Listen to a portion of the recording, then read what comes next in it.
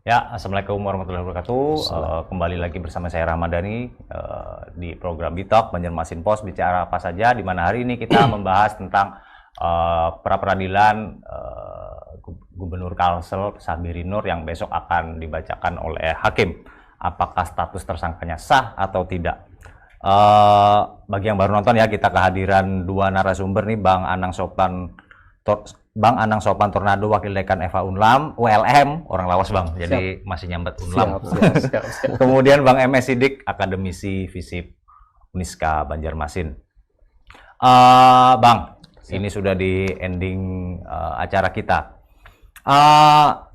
Kalau boleh berandai-andai, melihat fakta persidangan, kemudian kemunculan Paman Birin hari ini yang sangat mengejutkan di hari ini, kira-kira arahnya kemana tuh Bang?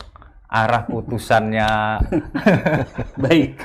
Pak Hakim Afrizal Hadi besok di PN Jaksel.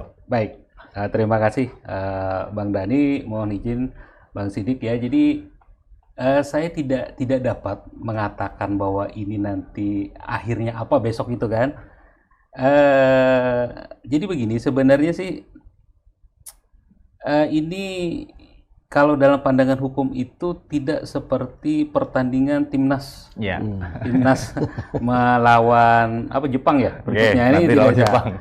Unpredictable kan seperti itu kalau menurut kami ya. Jadi semuanya tergantung bagaimana hakim nanti menilai jalannya persidangan dari permohonan, dari alat bukti, dari bagaimana mereka membuat kesimpulan baik pemohon dan termohon. Dan tentunya juga di situ mungkin dihadirkan ahli-ahli sebagai alat bukti yang diajukan. Maka di situ nanti hakim dengan seluruh kemampuan yang dia miliki akan bisa membuat sebuah putusan. Apakah nanti pra peradilan ini atau penetapan tersangkanya ini sah atau tidak menurut hakim ya. Tentunya semua putusan itu harus ada argumentasinya. Argumentasi terbaik dalam hukum adalah argumentasi berdasarkan undang-undang, seperti itu. Nah, undang-undang pun kadangkala dalam tataran teknis itu ada juga yang sifatnya ambigu atau ada juga yang disebut multitafsirkan seperti itu kan. Nah, memang hakim di situ dituntut untuk yang namanya melakukan penemuan hukum atau responding kan seperti itu. Jadi dalam hal ini saya sebagai orang hukum tidak mampu untuk menafsirkan, bukan menafsirkan ya, untuk memprediksi apa yang terjadi besok ya. Semuanya kita serahkan kepada hakim tunggal pra peradilan. Demikian Bang Dani. Kalau diterima, apa konsekuensi dan apa yang bisa dilakukan, apa yang harus dilakukan Paman Birin gitu? Kalau diterima, ya, begitu pula sebaliknya. Kalau ditolak, gimana? Baik. Kalau misalkan hal ini permohonan pra peradilan ya penetapan tersangkanya dianggap tidak sah, maka seluruh upaya paksa ataupun tindakan yang dilakukan penyidik itu kan dimulai dari nol lagi, ya kan? Karena dianggap hal tersebut tidak bisa menghantarkan atau apa yang dilakukan hari ini oleh penyidik sampai hari ini tidak bisa menghantarkan seseorang warga negara yang bernama Syahbirin Nur menjadi tersangka seperti itu.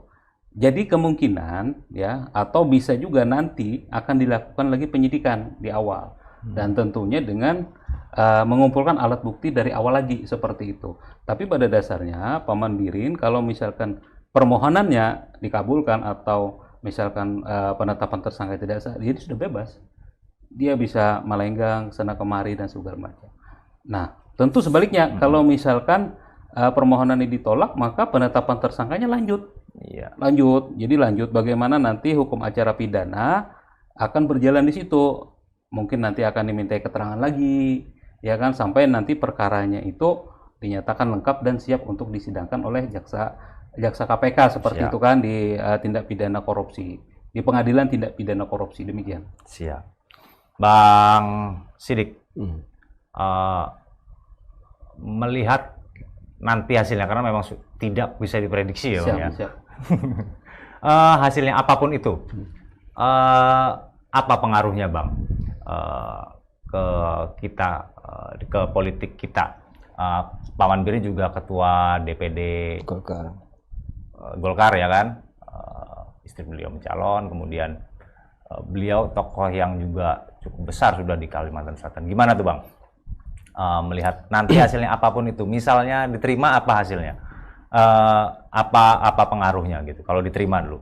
Ya, kalau tadi Bang Hana nggak bisa memprediksi, memang wilayahnya nggak bisa di sana. Kalau saya bisa memberikan gambaran gitu ya. Karena politik itu bisa ditafsirkan macam-macam. Nah, ini yang menariknya dari Bang Didik ini saya senang loh. Jadi kalau misalnya pra-peradilannya dikabulkan, tentu saja ada suplemen positif bagi proses pencalonan istrinya sebagai salah satu kontestan di Pilgub Kalimantan Selatan. Itu satu. Kemudian partai-partai pendukung yang selama ini menjadi bagian instrumen pendukung di pemerintahannya juga tetap akan bersama-sama beliau untuk membangun Provinsi Kalimantan Selatan menjadi lebih bagus dengan moto-moto beliau gitu ya.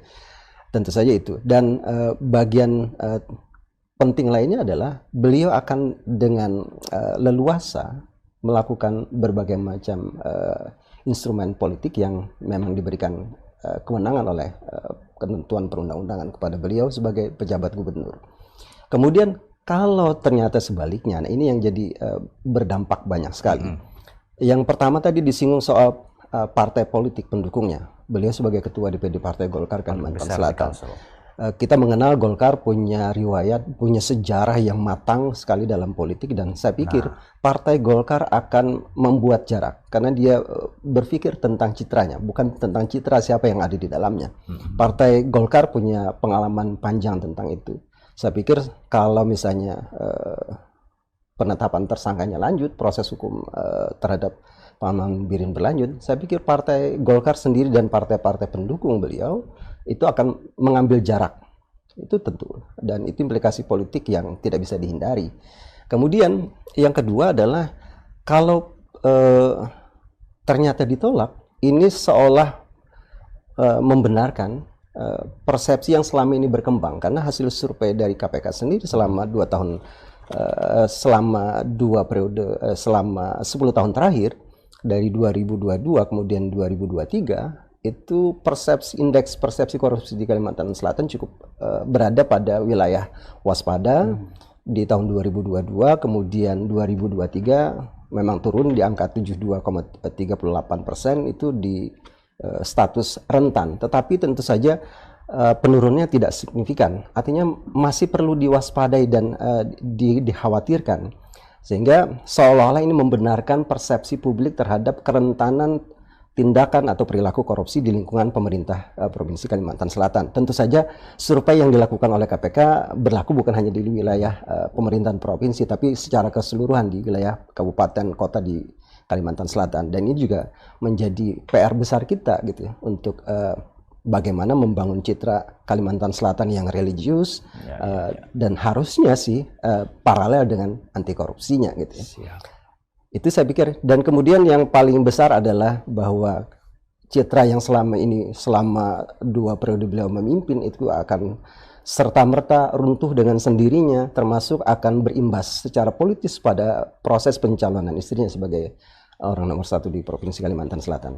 Bang, kalau melihat internal Golkar sendiri gimana nih?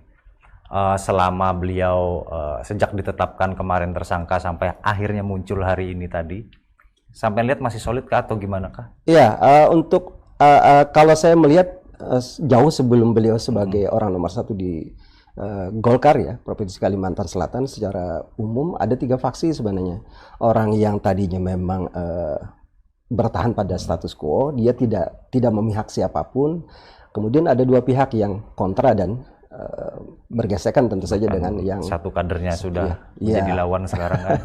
Itu dia. Jadi salah satu kader terpenting juga kan menjadi lawan politiknya. Itu menunjukkan bahwa memang selama ini Golkar menunjukkan pendidikan politik yang cukup matang pada publik di Kalimantan Selatan, bahwa bertentangan bukan berarti bermusuhan, tetapi politik itu sangat dinamis. Bisa jadi justru Golkar menempatkan tokoh-tokohnya di partai lain atau di calon yang lain untuk menanamkan kaki di mana-mana. Jadi saya pikir mantap pandangannya.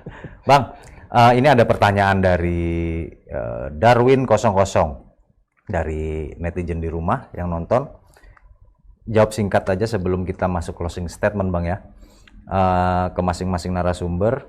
Kalau dari pengamatan narasumber dua, bagaimana sentimen publik ke depannya setelah kemunculan Paman Birin hari ini? Mungkin tadi sudah dijawab sebenarnya sama Bang Sidik. Bisa gimana, Bang? Ya, baik. Jadi kalau dalam perspektif hukum sih tidak mempunyai implikasi apapun kalau menurut kami. Hadir ataupun tidak hadir di publik, mungkin sebagai ASN dengan mengedepankan asas presumption of innocence, asas praduga tidak bersalah, ya dia mungkin merasa ya fine-fine aja gitu loh ketika tampil di publik segala macam. Selama belum ada putusan pengadilan yang mempunyai kekuatan hukum yang tetap, maka dalam hal beraktivitas segala macam mungkin ya tidak bermasalah, tidak ada implikasi yang serius seperti itu kalau dalam kacamata hukum. Nah, menurut kami seperti itu. Iya, gimana Bang? Mungkin tadi sudah dijawab sedikit pertanyaan dari netizen kita. Bagaimana sentimen publik ke depannya setelah kemunculan Paman Birin? Mungkin diulangi sedikit lah. Ya, Paman Birin ini. dua hal tadi yang saya bilang. Jadi bisa positif, bisa negatif. Positifnya tentu saja beliau menjadi tetap menempati posisi beliau sebagai figur gitu, tokoh publik yang memang harus dihargai, dihormati sebagai kepala daerah. Tetapi kalau sebaliknya sentimen negatif terjadi, dukungan kepada beliau berimplikasi pada dukungan orang-orang yang ada di sekitarnya, baik langsung seperti istrinya sedang mencalonkan diri sebagai gubernur, kemudian termasuk pencalonan kader-kader Golkar di seluruh wilayah di Kalimantan Selatan yang juga pada saat bersamaan sedang berlangsung. Saya pikir sentimen negatifnya akan berkurang, dukungan pada tokoh-tokoh yang didukung oleh Golkar. Ini pertanyaan juga nih. Apakah kita tahu Pak istri beliau mencalon, tapi kan Golkar juga semua pemenang di sini kan? Iya. Kemudian calonnya juga di daerah-daerah, itu ada pengaruhnya nggak sih Bang dari status Paman dan sampai sekarang? Kalau survei singkat kita dari sejak tanggal 10 sampai penangkapan beliau, OTT tanggal 6 Oktober. Berarti sekitar tanggal 10 sampai tanggal 20. Jadi ada 10 hari kita survei di beberapa daerah yang kadernya mencalonkan diri sebagai tokoh publik atau bupati, wali kota. Memang sentimen negatif terjadi. Jadi sejumlah pendukung, misalnya kelompok instrumen pemerintah misalnya ASN yang loyal tadinya mulai menjaga jarak, kemudian sejumlah konstituen loyal mereka di infrastruktur partai maupun yang non partai misalnya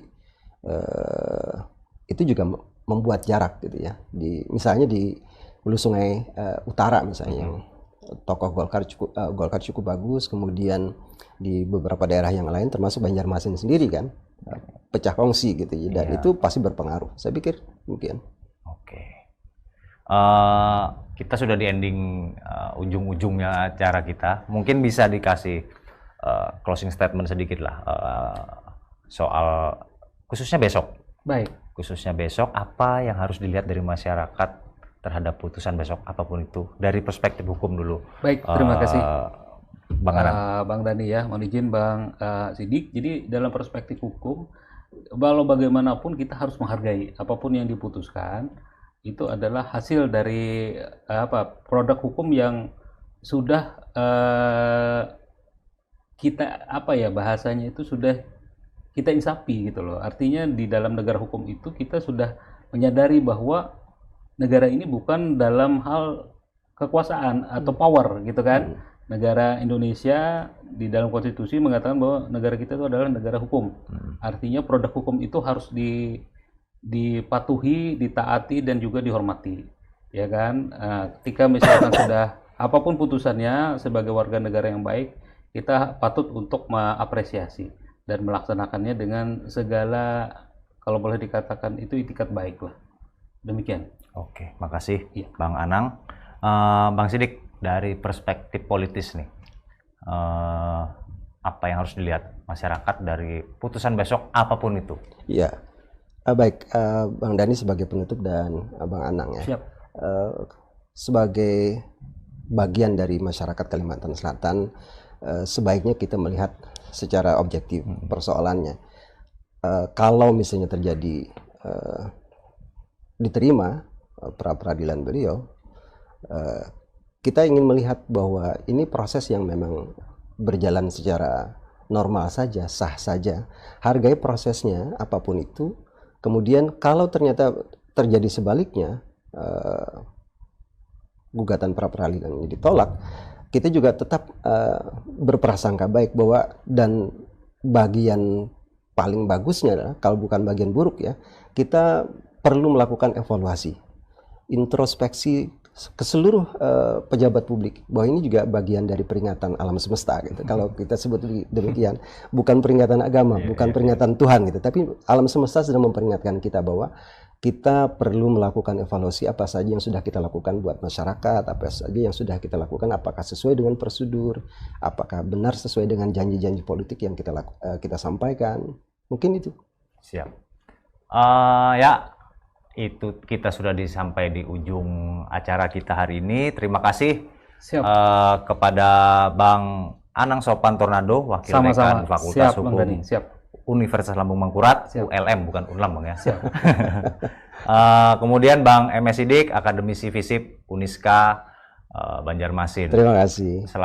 Terima kasih sekali lagi abang-abang semua atas komentar-komentarnya hari ini yang memberikan pencerahan baru lah buat kita semua. Dan bagi teman-teman di rumah, kita sama-sama menantikan apa hasil putusan sidang pra peradilan yang diajukan Gubernur Kalsel Sahbiri Nur besok. Berita-beritanya nanti terus kita update di Pos Online dan YouTube Banjarmasin Post, juga di Banjarmasin Post cetak. Sekian, saya Ramadhani, jurnalis Banjarmasin Post, izin undur diri dari kalian. Tetap di acara Bitalk Banjarmasin Post bicara apa saja yang hadir setiap pekan dengan tema-tema beragam. Terima kasih sekali lagi, saya undur diri. Assalamualaikum warahmatullahi wabarakatuh. Waalaikumsalam warahmatullahi wabarakatuh. Download Tribun X sekarang, menghadirkan lokal menjadi Indonesia.